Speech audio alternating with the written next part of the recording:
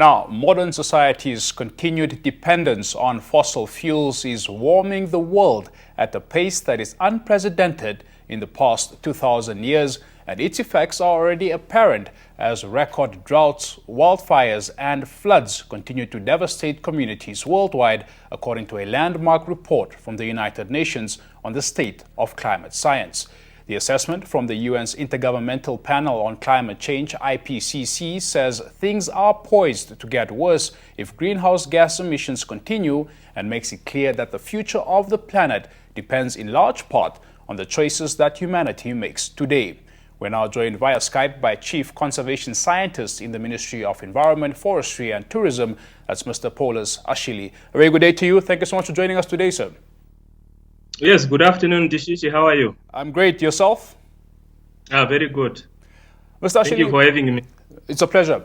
Mr. Ashili, perhaps we can start by looking at this report. Why is it such a big deal, and what are the contents of this report? What does it tell us about the state of our planet? All right, thank you very much, Dishishi. Yes, the report is very worrisome. It was published on Monday this week. And maybe for the sake of our viewer, just to define what is IPCC, it is basically Intergovernmental Panel on Climate Change, a UN body that was founded in 1988. And the aim is basically to advise world leaders, policymakers on the science around climate change, as well as its implication on the globe. So the reports have actually revealed that we are not heading on a right track when it comes to our emission of greenhouse gases in the atmosphere. If you may remember, the last report that was published in 2013 have actually revealed that the greenhouse gases emission is actually emitted in the atmosphere at an unprecedented level. So that was a wake-up call to the world leader, and they have really worked very hard to come up with a legal instrument called Paris Agreement, if you remember. That was adopted in 2015. So that agreement, actually, parties agreed to keep the global average temperature to well below 2 degrees Celsius, above the pre-industrial level. So this sixth report actually revealed that the world is not on track, and we are likely to surpass that threshold that we have set ourselves. Yes, decision. Pardon me, Mr. Ashili. Just as a chief conservation scientist, perhaps you can tell us about the formulation of this research here. Yes, the research was actually published by more than 200 scientists. These are well-known scientists all over the world. It's 42 pages, and about 1,200 scientific papers were cited in this paper. So it's a robust document that have really detailed the climate science around us since 2013. And obviously some viewers at home watching this interview are probably asking themselves, why should I care? How does all this climate change talk, affect me? What's your answer to this? Yes, that's right, Ndishishi. The report have actually revealed some scary findings, and if you have to put it in our context, a country that is already highly vulnerable to the impact of climate change, so our viewers really have to be worried, because the report is telling us that we are expecting extreme weather events, from flash floods to wildfire. We have already seen what is happening all over the world, and we don't need to go far. Here at home already, around Doldabies, we have lost a lot of farmlands that have, burned down. If you look at part of Europe, Turkey, it's flash flooding there, Japan, everywhere it's burning. So a country like us, which is already vulnerable to the impacts of climate change, if they are talking about rising temperature, this will have a devastating impact on our economic sector, starting with agriculture, our water, which is already scarce.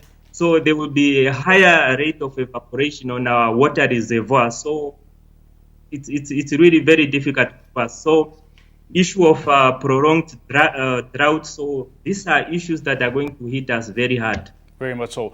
Mr. Ashili, of course, the world continues to make efforts to reverse these effects on the planet, like the Paris Agreement that you earlier alluded to. We also know that Namibia is embarking on a massive green hydrogen project, like many other countries around the globe. But the question is, are all these efforts enough? And are we moving at the desired pace, so to say, to reverse these effects?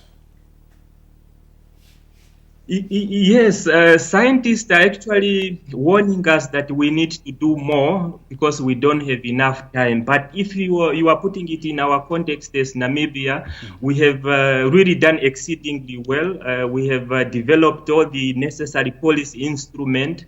For instance, we have a climate change policy of 2011 that really lays down all the mechanisms to be undertaken so that we can climate-proof some of our economic sectors to the impacts of climate change. Yeah. And also, just for our viewers, just to inform them that we have also communicated our climate change plan.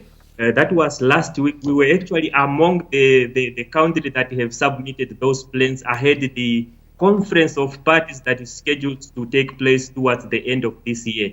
Yeah. So this is a document that we have actually detailed how are we going to tackle the emission of greenhouse gases in the atmosphere.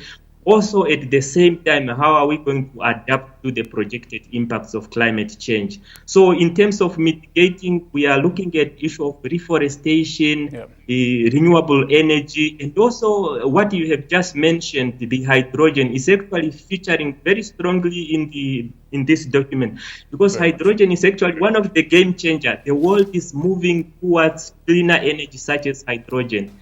So it's a very good intervention, actually. Clean development and sustainable job.